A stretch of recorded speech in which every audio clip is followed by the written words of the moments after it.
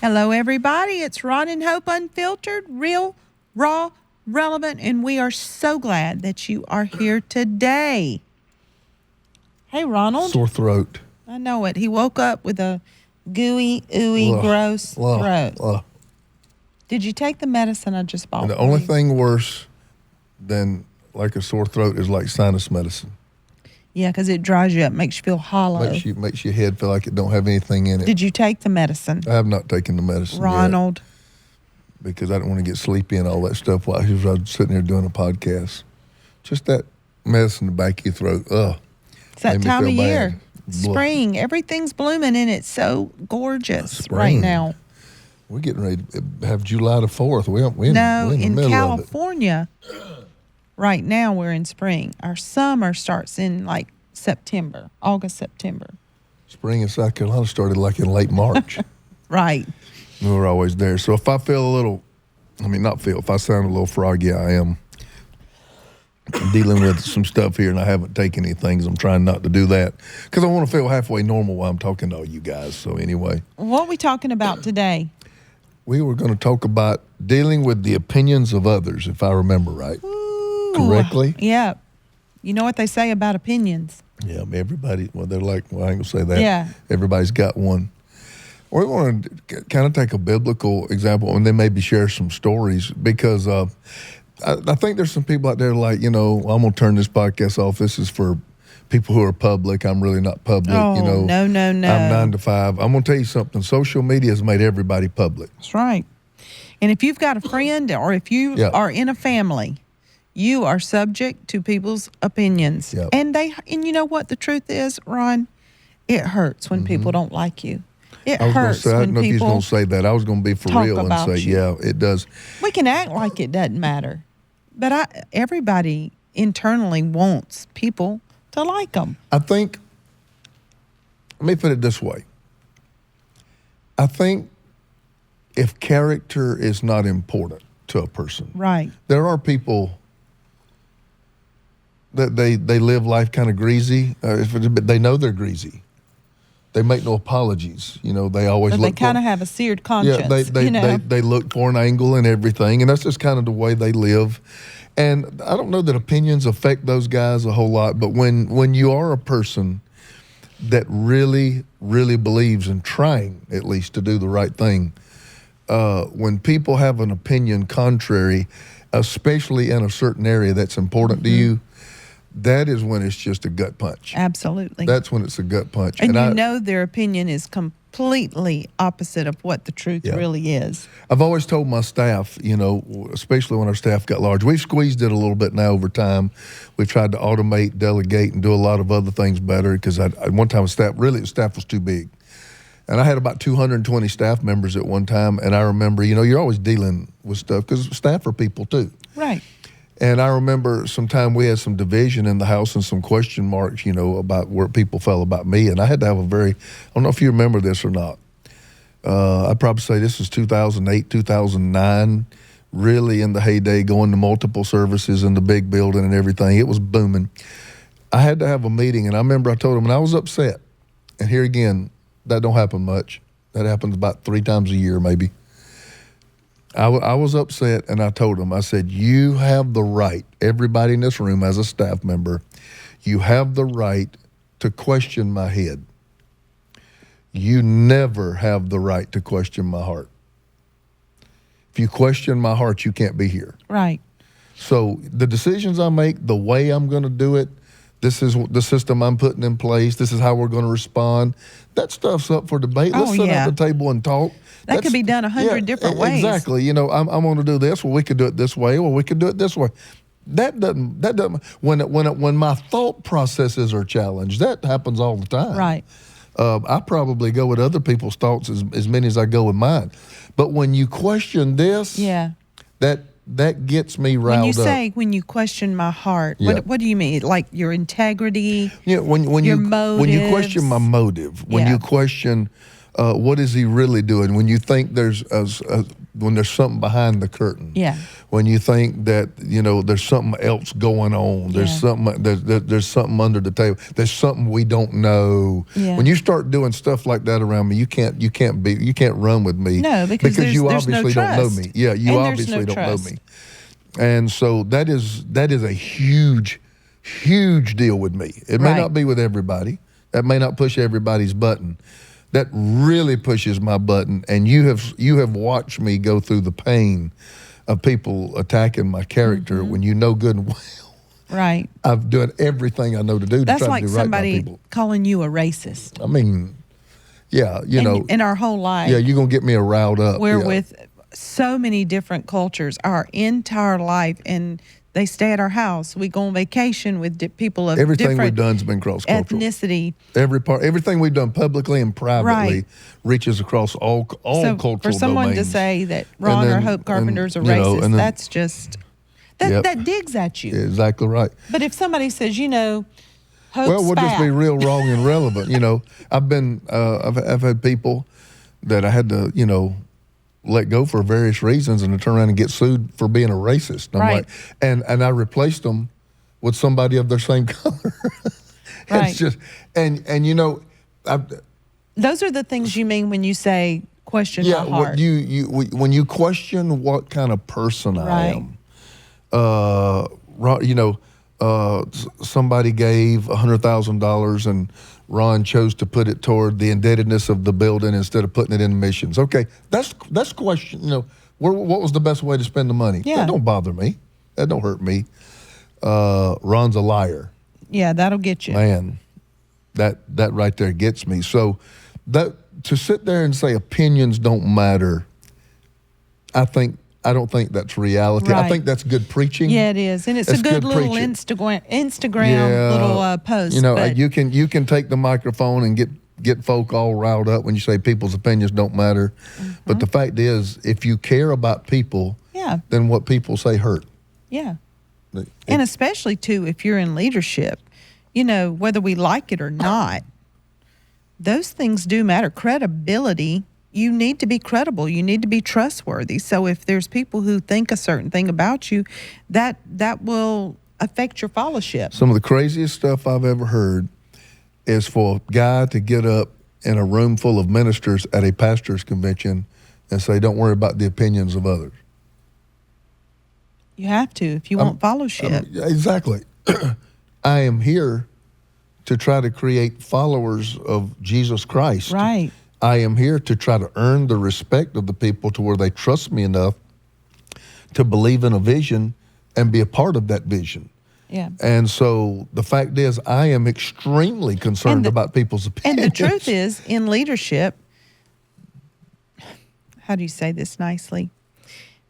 I've heard and seen so many Instagram posts, Facebook posts. I don't care what y'all think about me. I don't care what y'all, yeah. I'll wear what I want to wear. Y'all don't. But fivefold ministry, we're created. God sent us here as gifts to men. We're here for them. We're here for the people listening. We're here for the people in the pew. So we need to be concerned how we're perceived. I can't make everybody happy, but you're very right at the signals that I send. I do try to not be exclusionary. I do try to not ostracize myself from a certain people group. I try to do things where anybody in an audience will give me a shot. Right. And say, you know what, I'm not even a Christian, but let me hear what this guy's got to say. So it almost, Ron, when I hear those things, and then I think about us have done this 33 years in ministry and, the things we've learned, the ups, the downs, the way we've grown, it's almost prideful to hear people say, I don't care what you think about me. I don't care what they think about me. I'll wear what I want. I'll do what I want. I'll drink what I want. I'll go where I want. It's just such a prideful statement. And it is rebellion. It's rebellion. I care what other people. There's a difference in I don't care what you think about me and I don't care what you think about me. You say explain that. I will in just a moment. You have to move on with your destiny. Yeah. Despite what people think about you. Yes, you do. I've had to go on and do what God said despite what people think about me. That's when I don't care what people think about me. I know that I'm called to do this. I had to leave a denomination that I grew up in and went to their schools, went to their colleges, went to their youth camps, met you there. Yeah. My dad was their bishop. I had to get outside of that system, and because it was by far and away, especially in the States, it was a white church. That was not what I wanted. I knew it in the system. It wouldn't be impossible, but it would be difficult to have a cross-cultural ministry. So Minstrel. minstrel. But anyway, I knew it would be difficult. So there were a lot of opinions I created, okay? That's what I'm talking about. I don't care what you think about me. In other words, I was not going to let the opinions of Yes. people that watch me grow Hold up you stop me bound. from Yeah. doing what I knew God had called me to do. Absolutely. That's when you say, I do not care what you think about me. But to just If look I'm out doing what God's called me to do. But to look out there and unbutton your shirt down to here Yeah. and say, I don't care what y'all think about me, that's stupid. Yeah. Well, That's a lot of people do deal with people's opinion, and I am so grateful for our sponsors. And this podcast is sponsored today and brought to the listeners by BetterHelp. Love them so much. Listen, working with a counselor or a therapist will help you get closer to the best version of you. And what we're talking about right here today, so many people get locked up in anxiety, poor self-image, so many things because of the opinions of others. How they were brought up, what they were bullied in school, or how they were talked to by parents or people in their life, and they really need some help to be able to get that out and to detox. Sometimes in life we're faced with tough choices, and the path forward just isn't clear. Whether you're dealing with decisions around careers, relationships, anything else, therapy helps you stay connected to what you really want while you navigate life, so you can move forward with the confidence and excitement. Trusting yourself to make decisions that align with your values is like anything. The more you practice it, the easier it gets. So if you're thinking about giving counseling a try, BetterHelp is a great option. It's helpful for learning positive coping skills, how to set boundaries. It empowers you to be the best version of yourself. It isn't just for those who've experienced major trauma either. It's for everybody. It's entirely online, designed to be convenient, flexible, and suited to your schedule. So let therapy be your map with BetterHelp. Visit betterhelp.com /Ron and Hope today to get 10% off your first month. That's betterhelp.com /Ron and Hope. Counseling helps you in so many areas, but it's also like, getting a third opinion, a doctor's second or third or You got fourth to pull opinion. the veil off of it, because I was one of those people. And you I need thought, a safe place. I thought growing up, there was no such thing as counsel anywhere. Oh, no, never And heard of it. so I thought, if you needed counsel, there was some sign of weakness, some sign of mental fragility.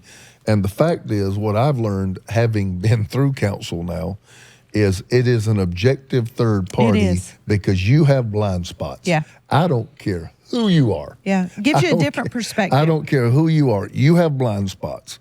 And when you get an unbiased, objective third party in your life, it is amazing how wow, Yeah.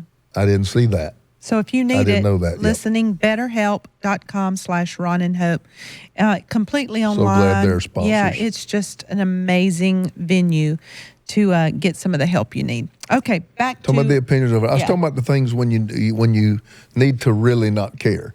I hope when you married me, there were some strong opinions about me. You had to, I know God brought me Ron, and I don't care what you think. Did you? Yes, absolutely. Yeah, you had to do that. I had to go with, the peace in my heart versus some opinions, family opinions, because in the natural, it didn't look flowery and butterflies. It was going to be hard. It was going to be plowing out a church. It was going to be living on missionary money. It was not going to be prosperous. It was going to be tough. my parents especially knew that. And what parent wants that for their child? But they want didn't their know child. how bad you wanted me, though. Oh my God. They didn't know. They Jesus. did. That's what they didn't know. Oh my gosh. That was that you couldn't let them They understand. had no that. idea, No, did they? They couldn't understand. They did. They had no idea. But so yeah, I had to go with my gut and know what God had said to me and you, despite even if it caused a lot of trouble. What am I doing? I'm Pain. talking about the instances where you don't care. Here's the difference. Pushing the envelope of character, integrity, and right living, and saying you don't care and attributing it to God, but really it's a form of rebellion. Ooh, say it again. I don't know if I Say can. it again for the people in the back. Living outside of character and righteous living. Yeah, just doing whatever you want to do. Boundaries, living, and I don't care what you say. Yeah, nobody can judge me. Grace is, nobody can judge me but God. You ain't my daddy. It's rebellion. Who are you to tell me this, that, and other? What's the Bible say about rebellion? Yeah, there you go, being religious again. That one's all the time. That one's all the time. Yeah, being religious. There you go, being religious again. But what does the Bible say about rebellion? It's the sin of witchcraft. And so the fact is that's what I would like to bring in where that's just crazy. I don't come in here with a shirt unbuttoned right here like I see some guys doing. You know why? Because you know what I told you the other day when I saw that? I said, look at this. Very, very popular pastor. Preachers on stage with their shirt unbuttoned. I said, I would lose half my following. Yes, showing their chest. In a day if I posted a picture like that. And I do think that there's maybe a segment of the younger society that loves a flawed leader. They love a flawed leader. They're attracted to a flawed leader, I think sometimes because it makes them feel better about themselves. There does need to be vulnerability in leadership that we ain't perfect, but there is such a thing that if I don't live higher, I can't call you higher. That's so good, Ron. I can't call you higher. So good. If I live just like you, right, there's no way that I can elevate you. And I go back to where so good. God says, live the life worthy of the calling that you have received. So people say, I don't care what you think. No, you live the life worthy of the calling and the influence and impact that God has for you. And to be honest with you, Hope, the greater impact people have, the tighter they live. Yeah, you have to. Your circle gets smaller. Your circle gets smaller. Your choices become smaller. And your choices have greater impact. Yeah.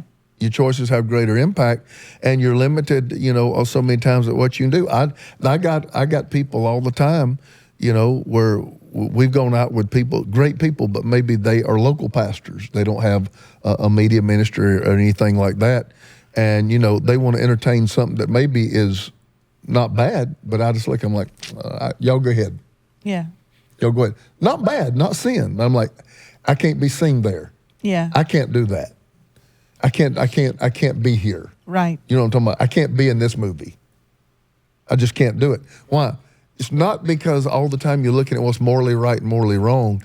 It's when you look at somebody who knows me and sees me as that preacher on TV would be confused seeing me entertaining that activity. Yeah.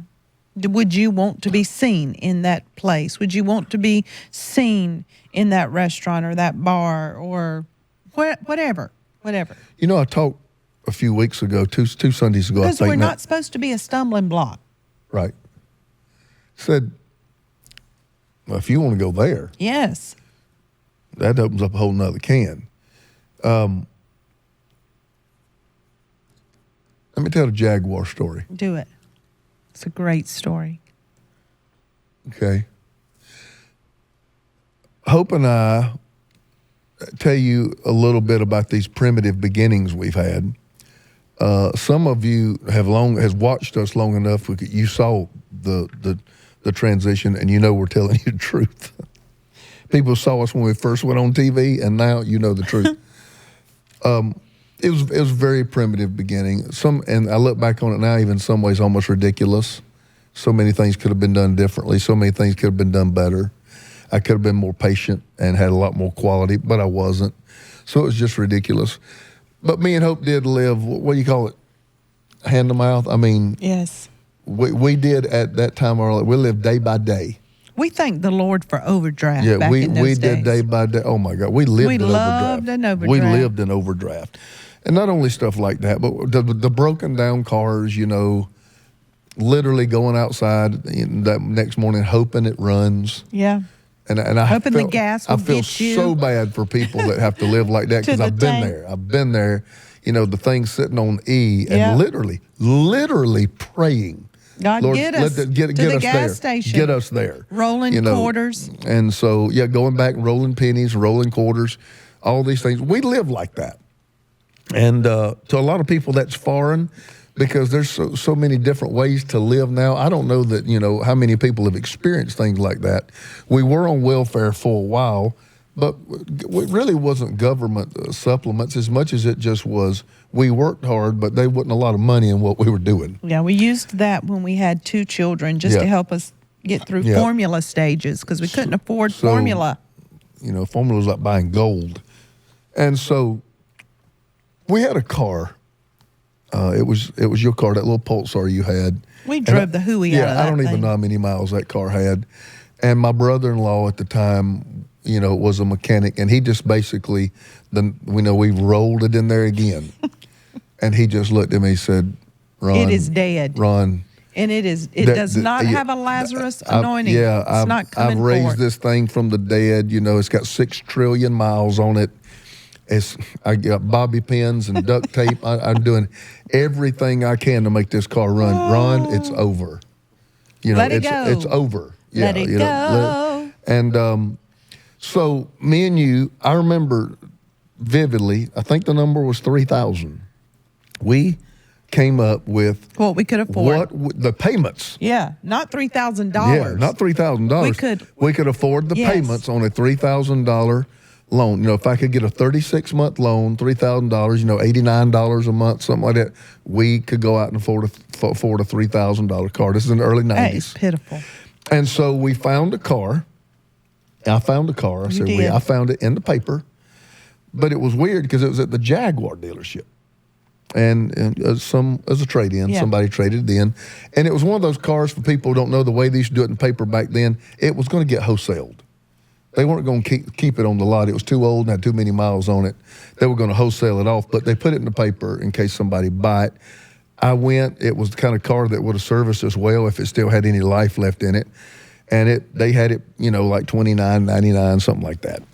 Anyway, long and short of it is, I went there and the manager came out because it was like on a Monday, and the salesman didn't come out. That was very odd. And I'm just a young man. And the manager of the Jaguar. We had no children. Yeah, then. the manager or the owner. I might have been the owner. And I could say the name. I could say that name. I know who it was that owned it. But he came out and he started talking to me, and he didn't really want to talk about the car. He just started talking to me like he just needed some conversation. And I told him, I'd come there, I'd moved there to start a church. Well, that really intrigued him. A young guy like you could be doing a million different things. Why are you being a preacher? Really questions like that. And so I got a chance just to sit up against the cars, and we just chatted it up. He was probably about 58, 60 years old, and we had good conversation. Then we got back around to why I was there. I saw this car in the paper, and he said, it's in back. He said, it hadn't even been washed yet. He said, we haven't even cleaned it up. He says, we just put it in the paper. And that was when he told me, he said, I tell you what, and it was the one we were leaning up against. It was maroon. I remember. You remember it? It was I maroon with white leather interior. It was cream, Ron. It wasn't white. It was cream. But it was so cream, it was white. It was gorgeous. And he said, why don't you take this car and drive this thing around while we get it cleaned up and detailed for you? And I'll sit there like, are you serious? Now, Hope, I don't know about you and your youth and all your family. I know there was some people in your family that did pretty good. I'd never been around. I'd never sat in a Jaguar. I'd never been on a Jaguar dealership. I didn't know anything about a Jaguar. We Jaguar. were Chevrolet people and glad to have it, and drove them till the wheels fell off. So that guy literally gave me and you the keys. I remember. And we drove that thing off, and it was gorgeous. I remember just closing the door. I'd never heard a door sound like that. It was like floating. Yeah, and We just this floated was the down big the one. road. I think it was called a XJ12 or so. I don't know what it is. It's a giant car. And so we're going around town. I mean, you know, we don't have money for Burger King. And we're driving around in this Jaguar with this tan leather interior, beautiful car, chrome wheels. All right, gorgeous. Ron, come on now. And I can remember it. You sitting over there We're going around- drooling. we're going around town, and we just drive because, you know, that's what he told us to do. Just drive it. We did. And I remember sitting up at lights, and we'd roll the windows down, Have put the the music sunroof back, playing. music playing, our head bobbing. We're having ourselves the best time because me and you had not had many experiences like that. So we're having ourselves the best time. We get back, and the guy comes out and meets me again. He said, "How much you got?" I said, that's why I was looking at your car. Me and my wife have determined we feel like we can make the payments. If we get the right amount of finance and time, we can make payments on about a $3,000 car. I bet he thought, these people are pitiful. He said, "What if I just sold you this for $3,000? Brand new Jaguar. I mean, We were in a quandary. The things that went through my head. Right? I remember you were grinning. I was grinning. Yeah, I remember you were grinning. I was in a quandary. You were smiling. I said, this is the Lord. Yep. This must be. It has to be God. So I think you missed thinking the about Lord. what people don't, about people's opinions. This is what I'm talking about. There had recently been, we're right on the heels, Yep. and I love these people, bless their soul, not bashing, but we started our church on the cusp of the PTL scandal, and then right after that, Jimmy Swaggart had faced his difficulties, and he was probably, outside of Billy Graham, the greatest voice maybe in America and the world. Yeah. And But it was highly scrutinized, It the whole- was scrutinized. And Yeah. then we had some startups in our city of Greenville Yeah. that had come, got some people coming, got the treasury built up, but renting spaces, and people come and the doors were chained and they were Yeah. gone. So we were not living in the day of great trust Right.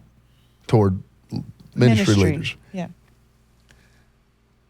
And immediately in my mind, you know, most people are like, you know, how fast can I get in there and put ink on paper? Yeah. This is a Jaguar. I don't even know if I could have afforded the insurance on it. We couldn't. I know we couldn't. But when that man said that, and I think looking back on it, I think he may have been the owner of the dealership. I don't think he was the manager. I don't think the manager could make that decision. And you're like, "Ron, why didn't you sign it and go?" I was so tormented in my head because I could see we had a pitiful building, just pitiful, It was. pitiful building. We had a handful of members, and a lot of our members were pitiful, Hope. Members, they were people they were broken people and that needed help. They were broke and they were broken. And I just could see myself driving that Jaguar up to the front of that building, that pitiful building, and people say, you know, there's another one, just sucking them dry.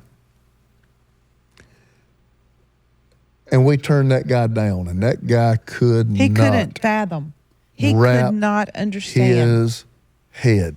No, he didn't get it. Why did we do it? Because of other people's opinions. Yeah. Because it was the wise thing to do. Because Paul said, but if it offend thy brother. Yeah. If it offend thy brother. There was no way me at 23, 4 years old, 23, I think. Nothing good could have come out of that No, other than our bank account. And I believe to this day, I would have left that situation with a nice car and no church. Yeah. I could have forfeited my destiny over that decision. Immediate gratification. Okay? So I can hear people right now listening saying, I can too. but if it offend thy brother, whatever you do is going to offend somebody. No. And it is. It will. There's always going to people are always going to have something to say. But what we're saying is the people that matter in your life. Yeah, if you are trying to create fellowship, Yes. I'm telling you, there's Those a level people's opinions there's do a matter. level of stewardship that you're going to have with your life that may rise above your own personal standards. That's right. There's some things that I wouldn't do just for me, but I'll do it because I lead you. Yeah. Does that make sense? Yes, absolutely. So that's what I'm trying to get to. Here again, back to that life worthy of the calling that you have received. When it comes to doing what God said, you got to forget people's opinions. When it comes to people tearing down your self-worth and your character and your esteem, you got to forget about people's opinions. You got to when have it tough comes skin. to the way you live because you want to create impact in people's life, you got to be very concerned with people's opinions, because it's their opinion of you that will determine whether or not they follow you. Yeah, absolutely. And so in this day and time, here's the problem. You know, people, like I said when I started off, there was a day where only public people had to worry about opinions. But in the day of social media and people having an iPhone and a video, everybody's got to worry about an opinion. Yeah. There's been some times where I got caught in some quagmire situations. I look at you and said, "Boy, I'm glad ain't nobody got no phone," because I said this would look ridiculous right here. Just when we got caught up in something that just was around us, and somebody could have. You remember that time I told you? Got grabbed by the people in that gas station? Yes, where these two women ran up to you and threw their arms around you. Ran up to me when I opened the door, jumped and threw their arms around me and wrapped their legs around me. And Chase is about this tall, and he's standing there looking at me, and I'm standing 1 foot in the door and 1 foot out, and I don't know what to do. With your hand? Because anywhere that I touch her to try to remove her is going to be bad. Right. And I'm thinking about that was kind of back in the day of the flip phone. I'm like, thank God. Yeah. But why? Because people's opinion could have been shattered in that moment. And you did nothing wrong. And I didn't do a thing. Yeah. But I was just caught in a But situation. Chase sure did come home, and the first thing that boy said was, "Mama, you are not going to believe what happened at the gas station." He told it all. He told it all. Well, to be honest with you, there was a gentleman's club about, a quarter of a mile right down the road from it. And I think these two ladies were from that. But they, screamed my name and came and jumped on top of me, and I'm just standing there right when I opened the door. What do you do? And so Ron Carpenter lives a life very wary of people's opinions, the people that I want to make a difference in their life, impact their life, and people that I want to follow. You have to. It's just wisdom. It's a sign of maturity. Kids don't care if they walk around with boogers hanging out their nose. Yeah. Kids don't care if they walk around with poop in their diaper and everybody smells it. But if they did that, if they walked around with boogers hanging out their nose and poop in their diaper when they're 20, just like they did when they're 2. Something wrong. Something's wrong, and that they've not matured. Mm-hmm. So I think it's just a sign of maturity when you can really balance that. I really care more about what God says. Then I care next about what Ron says. Then my family, then my friends, then my church. You have to know who's in your circle and who you're influencing and who you're called to serve. The world is preaching a gospel now, right now, to make sure that you put yourself first. That is not the gospel.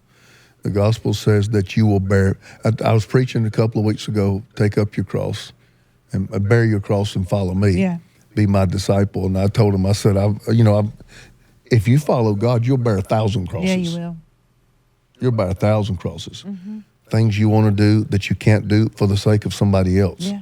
Places you want to go, but you can't go for the sake of somebody else.